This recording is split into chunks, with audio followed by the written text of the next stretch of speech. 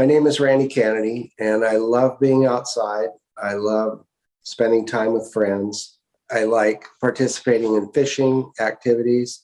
I like going to church. I like going to sporting events. I like going up and down the street and visiting with other neighbors and see what they're doing. It makes me feel normal, and it takes me out of my disability box and just lets me be the neighbor walking the dog and catching up with, well, how's your kids doing? What's your wife doing? Before my injury, as a kid growing up, all I wanted to do was be outside. I wanted to fish and explore. I grew up in Central Oregon, and my dad brought me to Alaska when I was 13, and we started commercial fishing. I'd been a pilot since I was 17, and being in Alaska, it's just beautiful here, and it's wonderful for small airplanes. You can really see all kinds of beautiful wildlife. And then I went to work at an oil refinery in 1986. So I was working there when I broke my neck in 1992. So my injury occurred in March of 1992. We had a lot of snow that year, and the snowbanks were very high. I was driving a small car with a sunroof in it, and I hit a cow moose that darted out in the road. I didn't see her until she crashed into the car and crushed the roof, and it came down on my roof. And I had a compression fracture of 5, 6, and 7. And so I was completely paralyzed at that time. I couldn't reach up and turn the key off. I wasn't sure what a broken neck actually was. And when I got to the hospital, our local hospital, about an hour later, they told my wife that I had a broken neck and a friend that I had a broken neck and that I might be paralyzed. So then they medevaced me to Anchorage, which was about an hour away. And at that point, I think I probably heard the first time that I was paralyzed. It was pretty earth-shattering. I mean, your whole world completely crumbles. And I was awake through the whole thing, and I'm not sure that was really a good thing. I kind of was stabilized at the hospital in Anchorage. They medevaced me to Craig Hospital in Denver, where I did my initial rehab, and I was there 3 months. And I can't stress the importance of going to a good rehab facility. Craig was wonderful for me. And what they really helped me with was a mindset of how I'm going to be able to make it through this injury and then life. My parents came and visited me, and they were wonderful. And my family came and visited. There was also a C6, and we were injured within a week of each other. And he became my best friend there, and we were there for months together.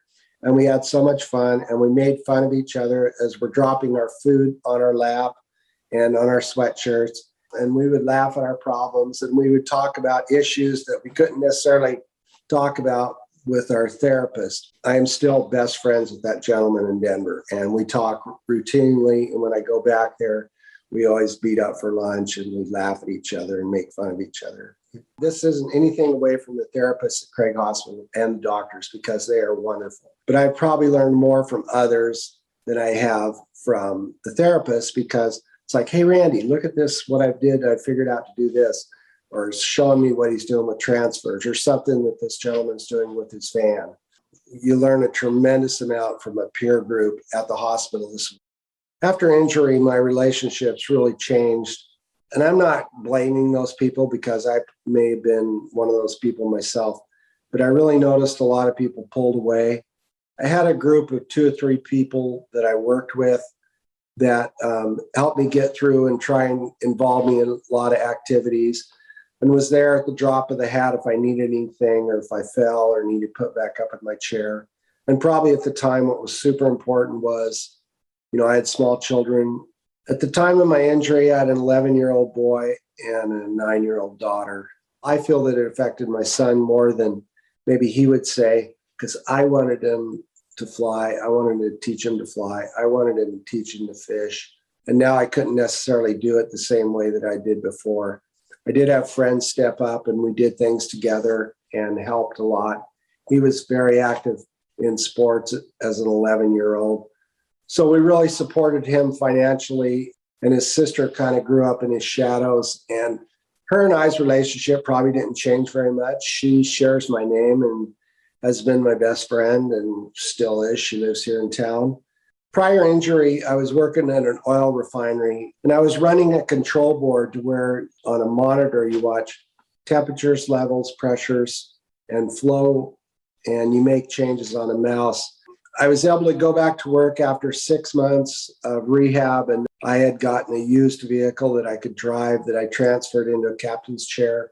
So it was really helpful for me to kind of live that normal part of my life. Work was really a sanctuary for me and continued to be a stronghold in my life until I retired recently. Since my spinal cord injury 29 years ago, I've been able to do some things that I probably didn't think was possible. I've been able to take up hunting, and I was able to harvest some animals. I participate in fishing a lot more than I would have ever anticipated that I could. I love cooking and being involved with prep.